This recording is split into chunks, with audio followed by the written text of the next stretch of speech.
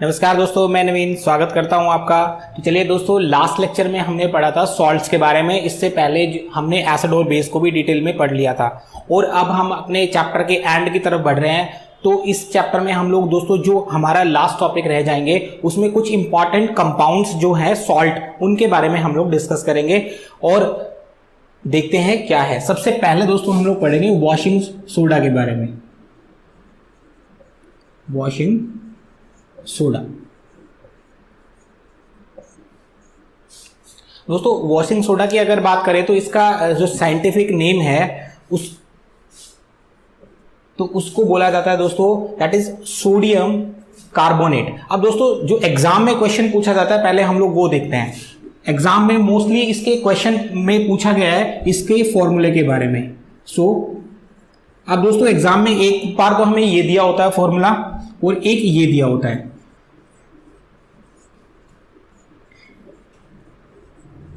तो दोस्तों कंफ्यूज करने के लिए ऐसा पूछा जाता है, हालांकि दोनों ही सही है। जनरल टर्म में हम लोग बोल देते हैं कि सोडियम कार्बोनेट जो होता है एक्चुअल में ये फॉर्मूला आता है, बट अगर बात करें रियल में तो रियल में वॉशिंग सोडा का कंप्लीट फॉर्मूला ये होता है और इसके साथ जो एडिशनल होता है वो होता है 10 मॉलिक्यूल्स ऑफ वाटर। अब जब 10 मॉलिक्यूल्स ऑफ वाटर है तो इसका एक नाम एडिशनल बन जाता है, that is sodium carbonate decahydrate. Deka का मतलब होता है दोस्तों यहां पे 10 से, सोडियम कार्बोनेट डेकाहाइड्रेट। अब दोस्तों अगर जो एग्जाम में क्वेश्चन आया है, क्वेश्चन में डायरेक्ट Na2CO3 दिया है तो आप इसे टिक कर सकते हैं, लेकिन अगर दोनों दिए हैं तो आप नीचे वाले फॉर्मूले को ही टिक करेंगे, वही एग्जैक्ट फॉर्मूला रहेगा। अब दोस्तों फॉर्मूले को हमने डिस्कस कर लिया है, यानी कि इसका फॉर्मूला जो होगा कंप्लीट फॉर्मूला Na2CO3.10H2O होगा और इसका जो नेम बनता है that is sodium carbonate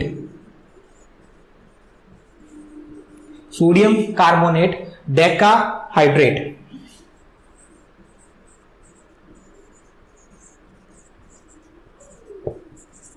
decahydrate तो दोस्तों ये इसका फॉर्मूला बन जाता है हमारे पास।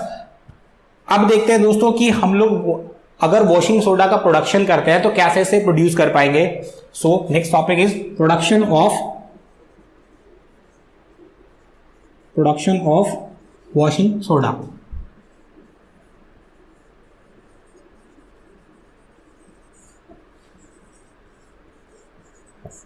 तो दोस्तों इसके प्रोडक्शन के लिए हम सबसे पहले यूज करते हैं NaCl को, कॉमन सॉल्ट जिसको साधारण नमक भी हम बोलते हैं। उसको हमने लास्ट लेक्चर में डिस्कस किया था। अगर आपने वो लेक्चर मिस कर दिया है तो आप प्रीवियस वीडियो को जाके देख सकते हैं। तो जो इसके प्रोडक्शन में हम सबसे पहले यूज करते हैं NaCl, sodium chloride plus ammonia plus water and carbon dioxide. So इसके लिए जो रिएक्टेंट का काम करते हैं that is sodium chloride NaCl plus ammonia that is NH3 plus water H2O plus carbon dioxide CO2। तो दोस्तों ये रिएक्टेंट होते हैं या हम लोग बोल सकते हैं रॉ मटेरियल होते हैं for the production of washing soda. अब इसके बाद दोस्तों हमें मिलता है sodium hydrogen carbonate, sodium hydrogen carbonate और दोस्तों इसके साथ एडिशनल मिलता है हमें अमोनियम क्लोराइड। अब दोस्तों ये जो सोडियम हाइड्रोजन कार्बोनेट है इसका एक नेम हम और भी पढ़ते हैं, दैट इज बेकिंग सोडा। मैंने आपको एक ट्रिक बताई थी कि जब भी सोडियम कार्बोनेट के बीच में H आ जाए आप उसे समझ सकते हो, होम से रिलेट कर सकते हो, और होम में खाना बनता है यानी कि हम समझ सकते हैं ये जो है बेकिंग सोडा, यानी खाना बनाने के लिए, बेक करने के लिए जो यूज होता है उसका फॉर्मूला होता है बेकिंग सोडा का। लेकिन दोस्तों हमें प्रिपरेशन करनी है वॉशिंग सोडा की, तो दोस्तों ये एक्चुअल में 3 स्टेप प्रोडक्ट जो स्टेप रिएक्शंस होती है। तो फर्स्ट रिएक्शन हमारी हो गई, इसको हम लिख सकते हैं स्टेप 1। तो दोस्तों स्टेप 1 में जो sodium chloride, ammonia, water and carbon dioxide मिलके सोडियम हाइड्रोजन कार्बोनेट बनाते हैं प्लस अमोनियम क्लोराइड बनाते हैं। अब दोस्तों यहां से जो सेकंड स्टेप पे हम मूव करेंगे, सेकंड स्टेप में जो सोडियम हाइड्रोजन कार्बोनेट है उसको हम लोग यूज करते हैं। Sodium hydrogen carbonate. अब दोस्तों इसको जब हम गर्म कर देते हैं यानी कि हीट कर देते हैं, ट्राइंगल का साइन आपको पता होगा, इसका मतलब यानी इसका इंडिकेशन है हीट करने पर या तापमान बढ़ाने पर।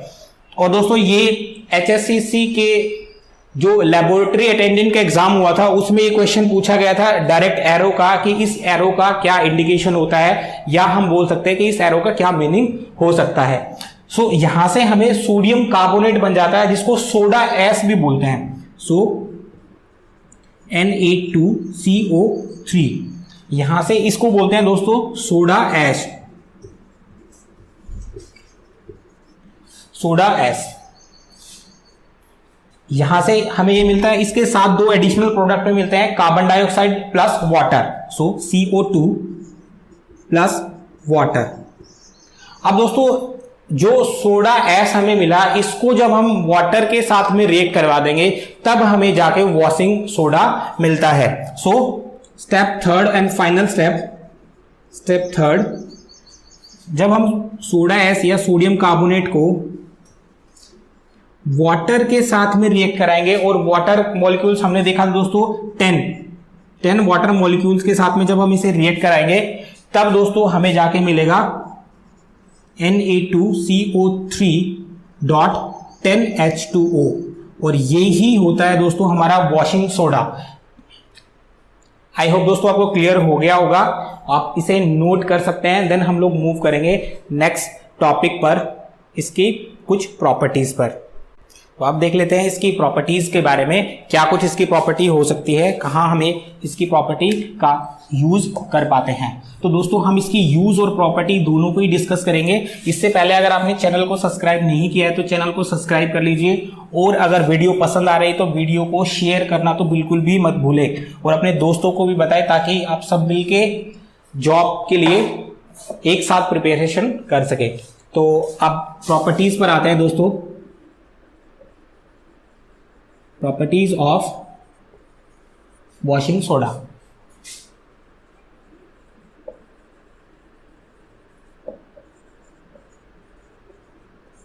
प्रॉपर्टीज ऑफ वॉशिंग सोडा में फर्स्ट प्रॉपर्टी है दोस्तों कि ये जो वॉशिंग सोडा होता है वो एक ट्रांसपेरेंट क्रिस्टलाइन सॉलिड होता है। पहले हम लोग इसको लिखते हैं, देन मैं आपको एक्सप्लेन करता हूं what the meaning of crystalline solid. it is a transparent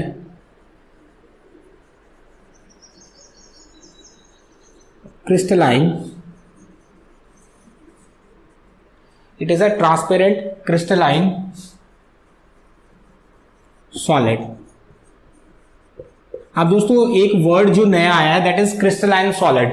हमने जब मैटर को शुरू किया था, फर्स्ट टॉपिक हमारा मैटर था दोस्तों, तो मैटर की दो क्लासिफिकेशन पढ़ी थी हमने, physical classification and the chemical classification. और फिजिकल क्लासिफिकेशन को दोस्तों हमने पढ़ा था कि फिजिकल क्लासिफिकेशन के बेसिस पे यानी कि टेम्परेचर और प्रेशर के बेसिस पे मैटर को हम लोग 5 पार्ट में डिवाइड कर सकते हैं, या 5 स्टेट ऑफ मैटर हम लोग डिवाइड कर सकते हैं। तो दोस्तों उसमें सॉलिड, लिक्विड और गैस, यानी कि सॉलिड एक स्टेट थी दोस्तों। और अगर सॉलिड को हम लोग आगे डिवाइड कर दें तो जो टाइप्स ऑफ सॉलिड होता है, टाइप्स ऑफ सॉलिड दोस्तों वो 2 तरह का सॉलिड होता है, यानी आगे दो टाइप का होता है। First is amorphous solid and second is crystalline solid.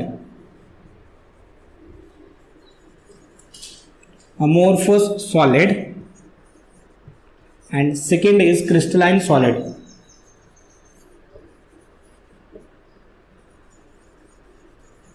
Crystalline solid. अब दोस्तों क्रिस्टलाइन सॉलिड की हम लोग बात करें तो एक्चुअल में ये आयनिक सॉलिड होते हैं। यहाँ पे क्योंकि हमने जब फिजिकल क्लासिफिकेशन पढ़ा था तो हमने एक और अदर क्लासिफिकेशन में ये भी पढ़ा था कि जो सॉलिड होते हैं उनके अंदर जो एटम होते हैं बहुत क्लोजली पैक होते हैं, बहुत पास पास में होते हैं, और इनकी वजह से उनके बीच में जो फोर्स ऑफ अट्रैक्शन है वो बहुत ज्यादा होता है और स्पेस बहुत कम होता है। तो जो क्रिस्टलाइन सॉलिड होते हैं उनका अगर हम देखें एक अरेंजमेंट, तो दोस्तों ये कोई भी सॉलिड हो सकता है। तो इसके हर कॉर्नर के ऊपर ऐसे एटम्स लगे होते हैं और जो कि एक फिक्स रेगुलर ज्योमेट्री में होते हैं, एक रेगुलर अरेंजमेंट में होते हैं। तो जिसमें जिस टाइप के सॉलिड में जो एटम्स और आयंस होते हैं वो एक रेगुलर अरेंजमेंट में होते हैं, उनको बोला जाता है दोस्तों क्रिस्टलाइन सॉलिड। और जिनमें अनइक्वल या अनडिस्ट्रीब्यूटेड अरेंजमेंट ऑफ एटम्स होता है उनको बोलते हैं अमोर्फस सॉलिड। तो दोस्तों इस तरह से हम समझ सकते हैं कि जो वॉशिंग सोडा होता है हमारा वो एक क्रिस्टलाइन सॉलिड होता है, यानी कि इसके अंदर जो अरेंजमेंट ऑफ एटम्स और आयंस होगा वो एक फिक्स होगा, एक फिक्स पैटर्न में होगा। तो आई होप आपको दोस्तों ये क्रिस्टलाइन सॉलिड समझ आया होगा। वॉशिंग सोडा एक क्रिस्टलाइन सॉलिड का एग्जांपल है। दूसरा दोस्तों जो वॉशिंग सोडा है ये उन कुछ कार्बोनेट्स में होता है जो वाटर सोल्यूबल होता है। So it is water soluble carbonate, water soluble carbonate.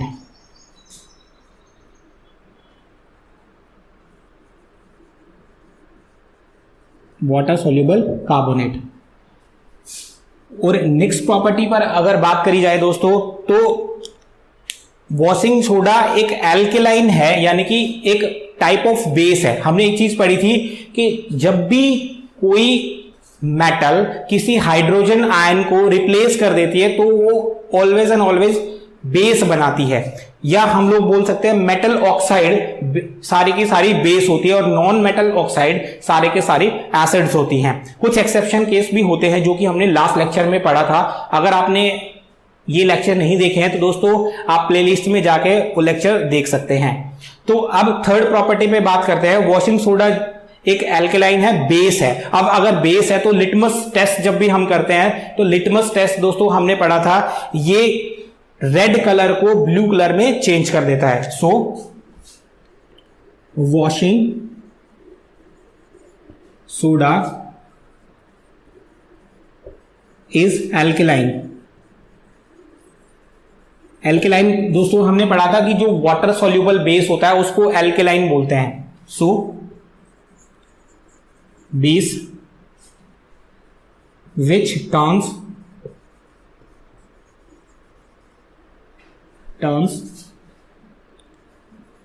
red litmus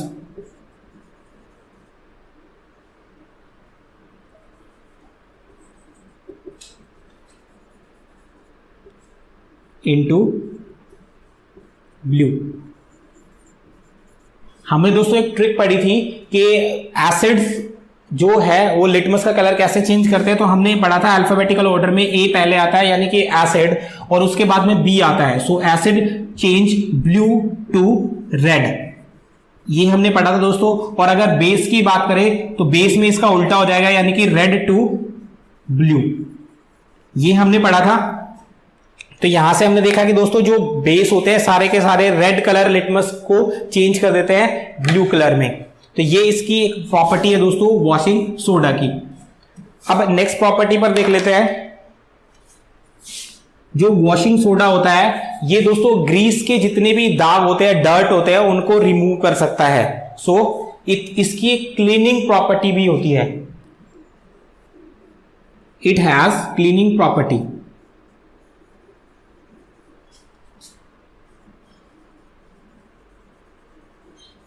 cleaning property.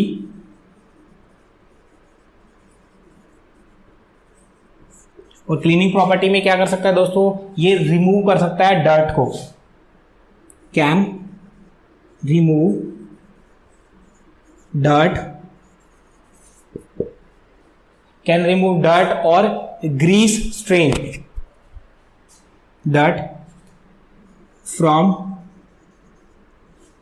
Greece, from grease clothes. तो दोस्तों ये कुछ प्रॉपर्टीज थी वॉशिंग सोडा की जो हमने पढ़ी। आई होप आपको क्लियर हो गई होगी। और अगर आपको प्रॉब्लम आ रही है तो आप कमेंट सेक्शन में जाके हमें बता सकते हैं ताकि हम लोग उसको इन फ्यूचर सॉर्ट आउट कर सके। तो पहले आप इसे नोट कर लीजिए, देन हम लोग पढ़ेंगे यूज ऑफ वॉशिंग सोडा। तो आप देखेंगे दोस्तों हम लोग यूज ऑफ वॉशिंग सोडा।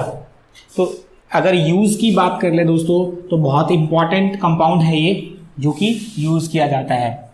और दोस्तों अगर आपने वीडियो को अभी भी शेयर नहीं किया है तो अपने दोस्तों में शेयर कीजिए, और चैनल को सब्सक्राइब नहीं किया तो चैनल को भी सब्सक्राइब कर लीजिए। तो अब हम लोग पढ़ेंगे use of washing soda. Use of washing soda, या इसका जो साइंटिफिक नेम है that is sodium carbonate.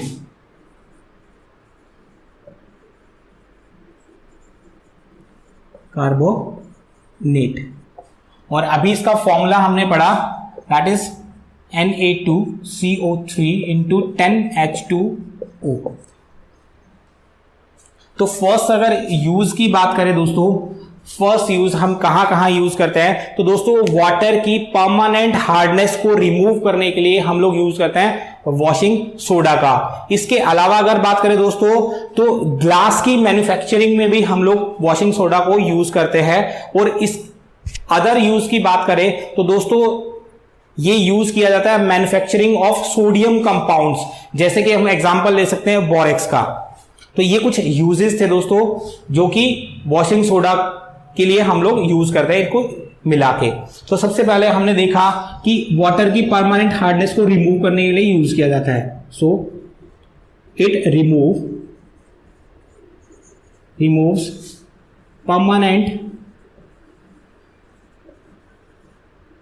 permanent hardness of water।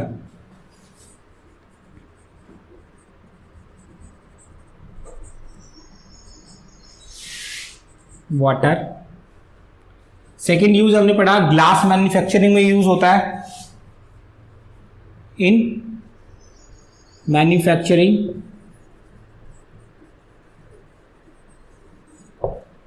Of glass. और थर्ड यूज पढ़ा हमने सोडियम कंपाउंड बनाने में, या बोल सकते हैं बोरेक्स बनाने में यूज होता है, in manufacturing of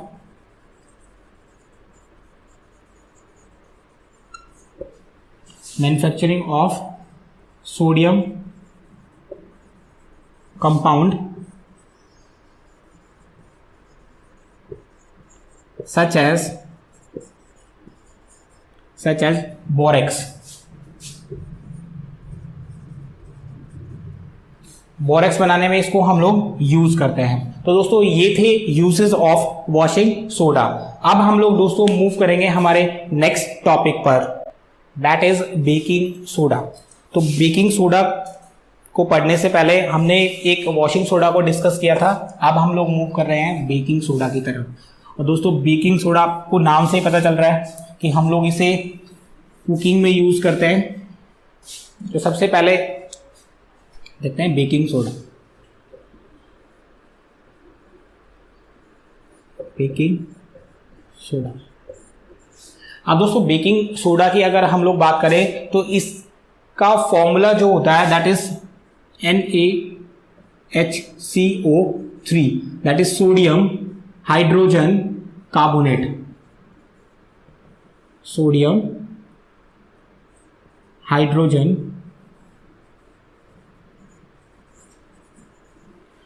and this is carbonate. Sodium hydrogen carbonate. और दोस्तों इसका एक नाम और भी है, ऑल्सो कॉल्ड सोडियम बाइकार्बोनेट।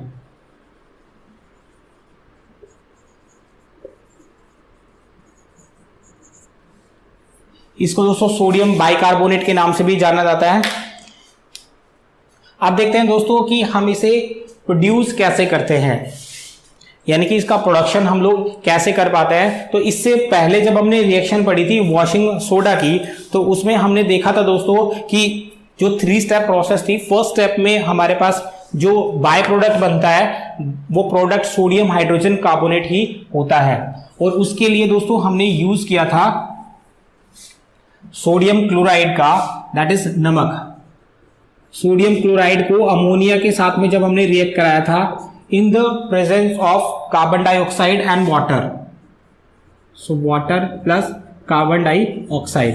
तो दोस्तों जब हम इन सब को रिएक्ट कराएंगे तब हमें मिलता है sodium hydrogen carbonate, sodium hydrogen carbonate plus ammonium chloride. तो दोस्तों इस तरीके से इसको हम लोग प्रिपेयर करते हैं, यानी कि बेकिंग सोडा को हम लोग प्रिपेयर कर पाते हैं। आई होप दोस्तों आपको क्लियर हो गया होगा। अब बात कर लेते हैं दोस्तों uses of sodium hydrogen carbonate और बेकिंग सोडा, यानी कि इसे हम कहां यूज कर पाते हैं। तो use of baking soda,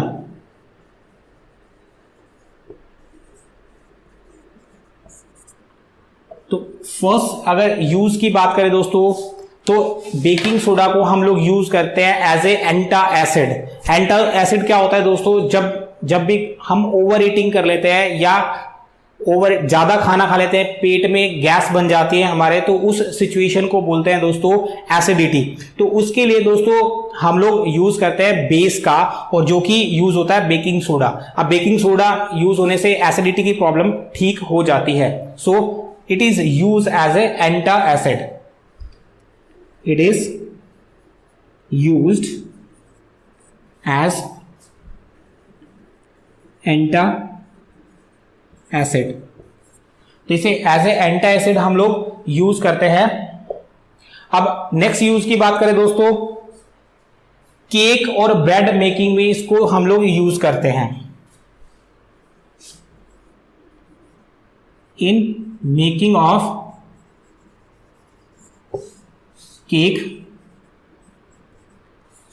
cake बनाने के लिए यूज करते हैं दोस्तों, और bread, cakes and bread, cake and bread etcetera, इसमें हम लोग इसे यूज करते हैं। और दोस्तों आग बुझाने के लिए भी जो बेकिंग सोडा है उसको हम लोग यूज करते हैं, यानी कि ये यूज होता है as a fire extinguisher. So it is used as a fire extinguisher.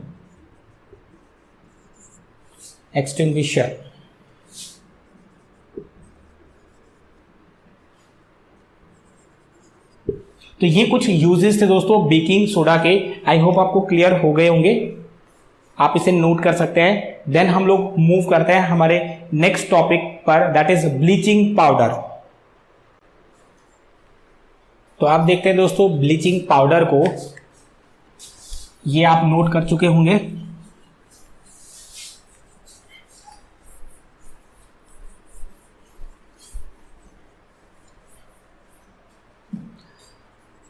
अब हम लोग बात करेंगे ब्लीचिंग पाउडर पर।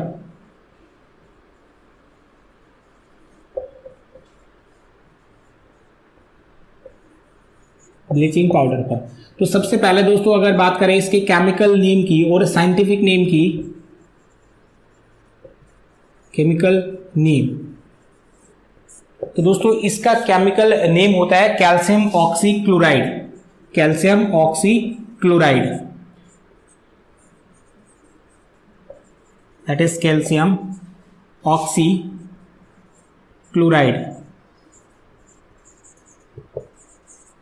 कैल्शियम ऑक्सीक्लोराइड, और सिंपल नेम में हम इसे ब्लीचिंग पाउडर भी बोलते हैं। तो दोस्तों इसके दो नाम हो गए, ब्लीचिंग पाउडर और साइंटिफिक नेम हो गया कैल्शियम ऑक्सीक्लोराइड। अब एग्जाम में जो प्रोबेबिलिटी बनती है क्वेश्चन पूछे जाने की वो यही होती है, या तो वो आपसे साइंटिफिक नेम देके कॉमन नेम पूछ सकता है या कॉमन नेम देके साइंटिफिक नेम पूछ सकता है। तो दोस्तों इसका एक नाम और भी है, that is chloride of lime.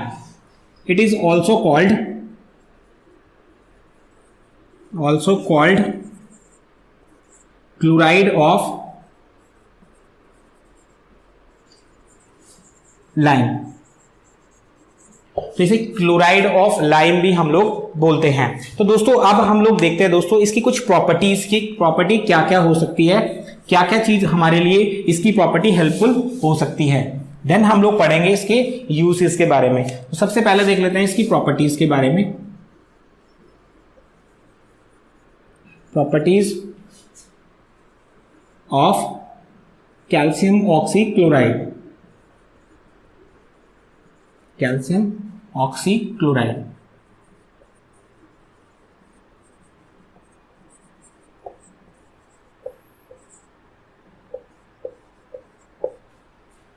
Calcium oxychloride. तो दोस्तों सबसे पहले प्रॉपर्टी की बात करें तो ये हमें व्हाइट पाउडर की फॉर्म में मिलता है। So it is white powder जो कि हमें एक स्ट्रॉन्ग स्मेल देता है क्लोरीन की। सेकंड अगर बात करें दोस्तों तो ये सॉल्यूबल होता है वाटर के अंदर, यानी कि it is also called water soluble.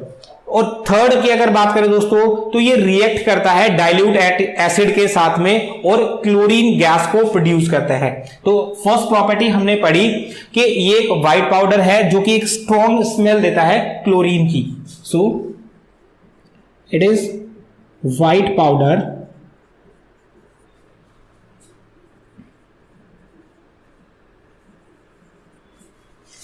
which gives strong smell of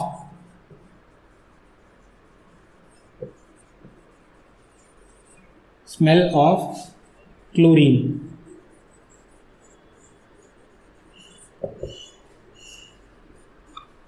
second हमने पढ़ा दोस्तों ये वाटर सॉल्यूबल होता है। So it is water soluble.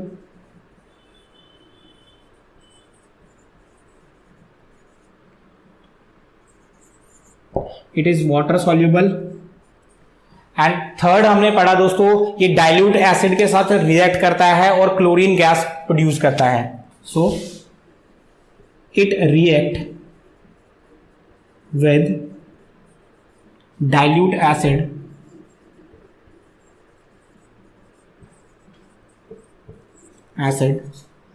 And produce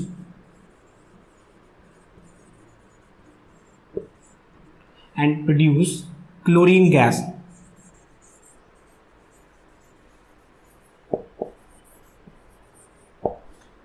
gas। अब इसकी रिएक्शन देख लेते हैं दोस्तों। That is calcium oxychloride CaOCl2 react with sulphuric acid H2SO4। और दोस्तों यहां से हमें मिलता है calcium sulphate CaSO4, calcium sulphate plus chlorine gas plus H2O, that is water. तो दोस्तों ये रिएक्शन होती है कि जब जो हमारा कैल्शियम ऑक्सीक्लोराइड है वो रिएक्ट करता है डाइल्यूट एसिड के साथ में। तो दोस्तों इसे नोट कर लीजिए। देन हम लोग मूव करेंगे नेक्स्ट टॉपिक पर।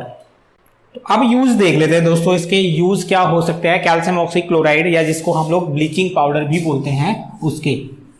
तो आई होप आपने प्रॉपर्टीज को अच्छे से नोट कर लिया होगा। और अगर अभी भी आप नोट नहीं कर पाए हैं तो वीडियो को पॉज कीजिए दोस्तों और इसे फिर आप आराम से नोट कर सकते हैं या स्क्रीनशॉट भी ले सकते हैं, जिससे कि आप बाद में इसको आराम से अपने नोट्स के रूप में बना सकें। सो अब हम लोग देखेंगे use of bleaching powder.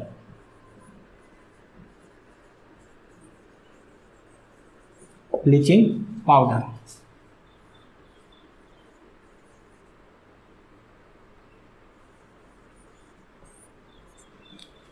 Powder तो सबसे पहले हम बात करें दोस्तों तो ब्लीचिंग पाउडर जैसे इसका नाम है, ब्लीच में ही इसको यूज किया जाता है टेक्सटाइल इंडस्ट्री में। और किसकी ब्लीच में दोस्तों? कॉटन और लिनन जो फैब्रिक होता है उसकी ब्लीचिंग में हम लोग यूज करते हैं ब्लीचिंग पाउडर को। इसके अलावा दोस्तों वुड जो लकड़ी होती है उसकी ब्लीचिंग में भी यूज होता है पेपर इंडस्ट्री में।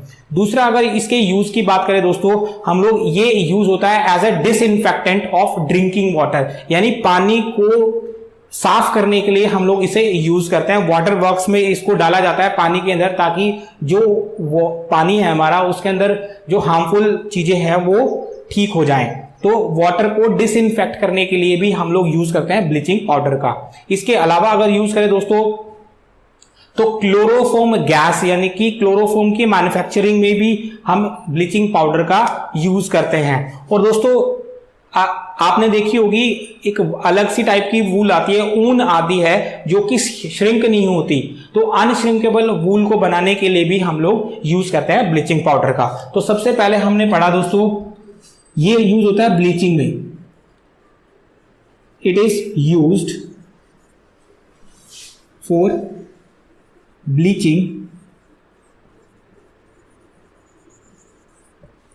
Bleaching of cotton and linen. Cotton and linen को ब्लीच करने के लिए यूज होता है दोस्तों ये। And in textile industry,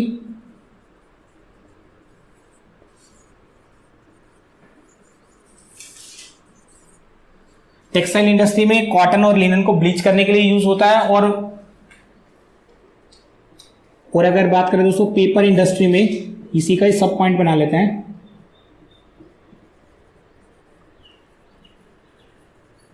paper industry में यूज होता है वुड की ब्लीच में।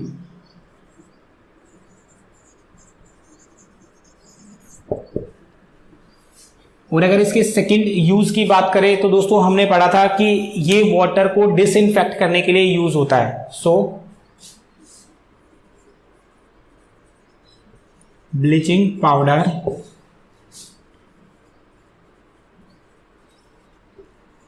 is used for disinfecting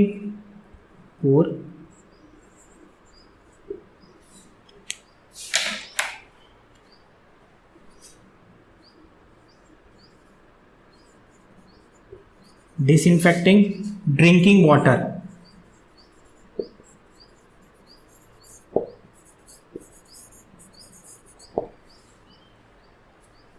और इसके अलावा जो यूज पढ़ा था हमने, that is manufacturing of chloroform. It is used for manufacturing of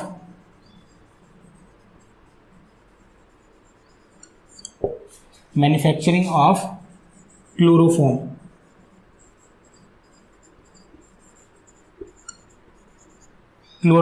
और अगर क्लोरोफॉर्म के फॉर्मूले की बात करें दोस्तों, दैट CHCl3, या तो आप इसे ऐसे लिख सकते हैं या CHCl3 ऐसे लिख सकते हैं, दोनों ही एक ही बात है। तो यानी क्लोरोफॉर्म को बनाने के लिए भी हम लोग इसे यूज करते हैं। और इससे अगला जो हमने यूज पढ़ा था कि अनश्रिंकेबल वूल को बनाने में भी हम इसे यूज करते हैं। So also used in manufacture of manufacturing of unshrinkable wool,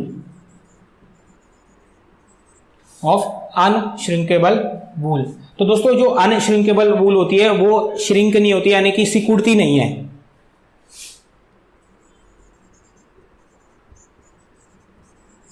अनश्रिंकेबल वूल। तो दोस्तों ये कुछ यूजेस थे हमारे ब्लीचिंग पाउडर के। आई होप आपको क्लियर हो गए होंगे, तो आप इसे नोट कर सकते हैं। देन हम लोग पढ़ेंगे अगला topic, that is plaster of Paris. तो आप देख लेते हैं दोस्तों हमारा next topic, that is plaster of Paris. अब प्लास्टर ऑफ पेरिस इसको क्यों बोला जाता है दोस्तों, क्योंकि सबसे पहले इसको जिप्सम से बनाया गया था पेरिस के अंदर, इसलिए इसको बोला जाता है दोस्तों प्लास्टर ऑफ पेरिस। तो चलिए दोस्तों जो नेक्स्ट टॉपिक है हमारा प्लास्टर ऑफ पेरिस, उसको कंटिन्यू करते हैं। और दोस्तों अभी भी अगर आपने चैनल को सब्सक्राइब नहीं किया है तो चैनल को सब्सक्राइब कर लीजिए। और वीडियो अगर पसंद आ रहा है तो लाइक करना बिल्कुल मत भूलिए, और शेयर करने में किसी तरह की कोई कोताही मत बरतिए। तो अब हम लोग देखते हैं प्लास्टर ऑफ पेरिस को। प्लास्टर ऑफ पेरिस, तो दोस्तों हमने पढ़ा कि सबसे पहले जो है इसे बनाया गया था जिप्सम से, जो कि सबसे ज्यादा मिलता है पेरिस के अंदर, तो इसलिए दोस्तों इसका नाम पड़ा plaster of Paris. It was found in Paris. That is why it is called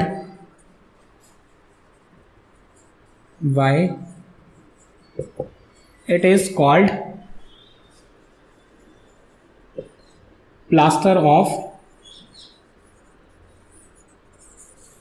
Paris। और इसे बनाया गया था दोस्तों फ्रॉम जिप्सम। इसे हमने बनाया था शुरू में जिप्सम से, तो इसलिए इसका नाम पड़ा प्लास्टर ऑफ पेरिस। और जिप्सम से क्या दोस्तों, हीट करके,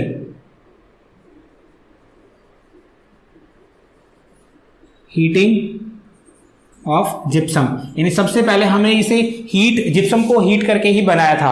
अब दोस्तों बात कर लेते हैं प्लास्टर ऑफ पेरिस की। तो प्लास्टर ऑफ पेरिस इसका कॉमन नेम है, और अगर इसके साइंटिफिक नेम की हम लोग बात करें तो इसका साइंटिफिक नेम है दोस्तों कैल्शियम सल्फेट हेमीहाइड्रेट। हेमी का मतलब होता है दोस्तों हाफ, यानी कि हम लोग बोल सकते हैं half hydrate. So it is also called sulphate hemihydrate.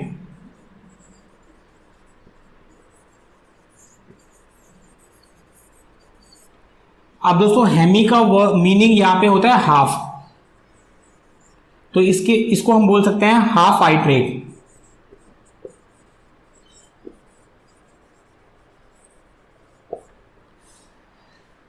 तो दोस्तों ये इसका नाम है, यानी कि कैल्शियम। तो दोस्तों इसको हम लोग बोल सकते हैं कैल्शियम सल्फेट हेमीहाइड्रेट। अब इसके फॉर्मूले की अगर बात करें दोस्तों, तो कैल्शियम सल्फेट हाफ हाइड्रेट यानी कि वाटर, हाफ ऑफ H2O, ये इसका फॉर्मूला होता है। अब दोस्तों अगर बात करते हैं कि हम इसे प्रोड्यूस कैसे करते हैं, यानी कि प्रोडक्शन कैसे करते हैं इसकी, तो अब हम वो देख लेते हैं। आई होप आप ये नोट कर चुके होंगे। तो दोस्तों अब इसकी रिएक्शन देख लेते हैं कि कैसे हम लोग इसको बना पाते हैं। सो प्रिपरेशन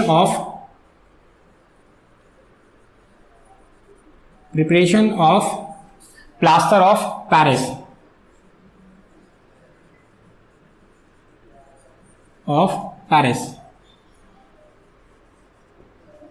तो दोस्तों जैसा कि हमने इसके फॉर्मूले को पढ़ा, कैल्शियम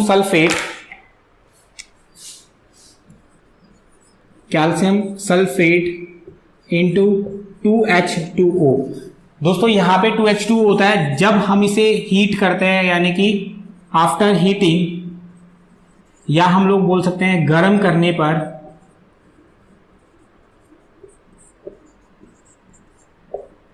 दोस्तों ये कन्वर्ट हो जाता है प्लास्टर ऑफ पेरिस में, that is calcium sulphate hemihydrate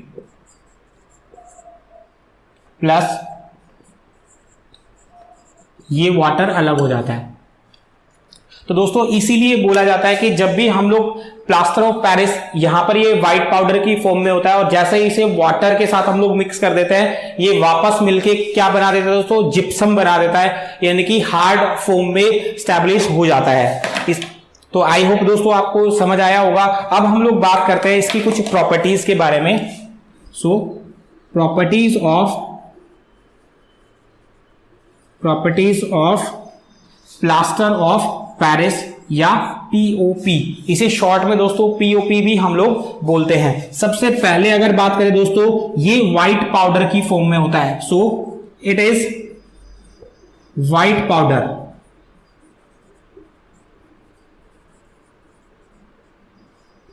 it is white powder, यानी कि व्हाइट पाउडर की फॉर्म में होता है। दूसरा दोस्तों अगर सेकेंड की बात करें, जैसे ही हम लोग वाटर के साथ इसको मिक्स करते हैं, यानी कि मैंने आपको बताया जैसे आप पानी इसमें दोबारा मिला देंगे तो ये दोस्तों परमानेंट हार्ड हो जाता है। So it set into hard mass when mix water in it. जब इसमें हम वाटर को मिक्स करते हैं दोस्तों तो ये परमानेंट सेट हो जाता है इनटू हार्ड मास, यानी कि एक हार्ड स्ट्रक्चर की फॉर्म में परमानेंट ये सेट हो जाता है। तो दोस्तों अब हम लोग बात करेंगे इसके यूजेस के बारे में कि जो प्लास्टर ऑफ पेरिस है उसे हम लोग कहां कहां यूज करते हैं। तो चलिए दोस्तों अब हम लोग देख लेते हैं इसके यूजेस के बारे में कि प्लास्टर ऑफ पेरिस को हम लोग कहां पर यूज करते हैं। आई होप आप ये प्रॉपर्टीज और प्लास्टर ऑफ पेरिस की जो रिएक्शन है उसे नोट कर चुके होंगे, और अगर आपने नोट नहीं किया तो आप स्क्रीनशॉट ले सकते हैं जिसके बाद आप लेटर ऑन इसको नोट कर पाएंगे। तो अब हमें देखना है दोस्तों यूज ऑफ पीओपी यानी प्लास्टर ऑफ पेरिस का यूज। तो सबसे पहले अगर दोस्तों हम लोग बात करें कि आपने देखा होगा जब भी किसी को चोट लगती है, अगर उसकी हड्डी में फ्रैक्चर आ जाता है तो हॉस्पिटल में जब हम जाते हैं तो वो एक वाइट एक लेयर उसके हाथ या पैर जहां भी उसको जो उसकी हड्डी टूटी हुई है उसके ऊपर एक लेयरिंग बना देते हैं। तो जो लेयरिंग बनती है दोस्तों वो बनती है प्लास्टर ऑफ पेरिस की। इसके पहले यूज के बारे में बात करते हैं दोस्तों, तो ये यूज किया जाता है हॉस्पिटल्स में। अगर किसी की हड्डी वगैरह टूट जाती है तो उसको राइट पोजीशन में लाने के लिए हम लोग एक प्लास्टर उसके ऊपर चढ़ा देते हैं। तो दोस्तों जो प्लास्टर होता है वो पीओपी का ही बना होता है। तो सबसे पहले दोस्तों in joining the bones in A right position हम लोग इसको यूज करते हैं पीओपी को। अब दूसरी बात करें दोस्तों, हम लोग इसे यूज करते हैं टॉयज बनाने में, चीप ऑर्नामेंट्स बनाने में, या ज्वेलरीज की हम बात कर सकते हैं, कॉस्मेटिक्स बनाने में भी इसका यूज होता है। और इसके अलावा फायर प्रूफिंग मटेरियल को बनाने में भी हम प्लास्टर ऑफ पेरिस का यूज करते हैं। और दोस्तों इसके अलावा दोस्तों आपने देखा होगा कि डेकोरेशन में भी इसका यूज होता है। हम लोग घर की छतों को देखते हैं काफी डेकोरेटिव बनी होती है, तो दोस्तों उसमें भी हम लोग पीओपी का ही यूज करते हैं। तो चलिए दोस्तों एक एक करके हम लोग नोट कर लेते हैं इसके use. It is used in hospitals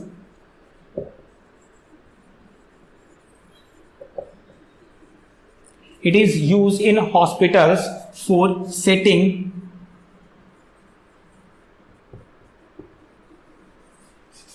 bones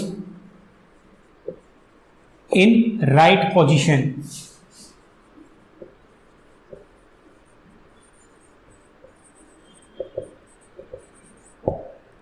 second use की बात करें दोस्तों तो हमने पढ़ा कि इसको हम लोग यूज करते हैं ऑर्नामेंट बनाने में, टॉयज बनाने में, स्ट्रक्चर बनाने में।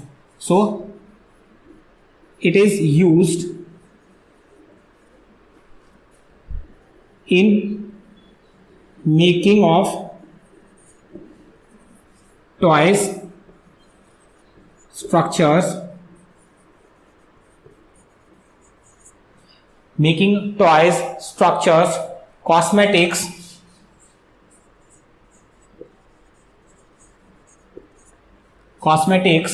and blackboard chalk and blackboard chalk। तो दोस्तों इसमें हम लोग इसे यूज करते हैं। थर्ड हमने पढ़ा फायर प्रूफ मटेरियल को बनाने में भी हम इसका यूज करते हैं। सो it is also used in making of fire proof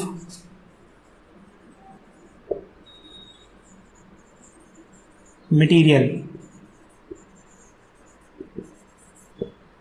fire proof material को बनाने में हम इसे यूज करते हैं। और दोस्तों लास्ट हमने पढ़ा घर की डेकोरेशन में इसका यूज किया जाता है। So it is used to make surface smooth before painting।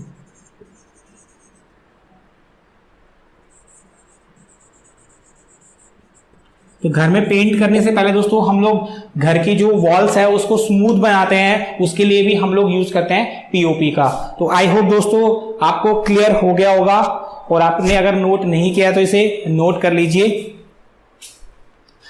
तो दोस्तों अगर आपको कोई प्रॉब्लम आ रही है तो आप कमेंट सेक्शन में जाके बता सकते हैं, और अगर आपने चैनल को अभी लाइक, सब्सक्राइब और शेयर नहीं किया तो आप प्लीज वो भी कर दीजिए। और आज के लेक्चर में इतना ही दोस्तों, मिलेंगे अगले लेक्चर में, तब तक के लिए थैंक यू।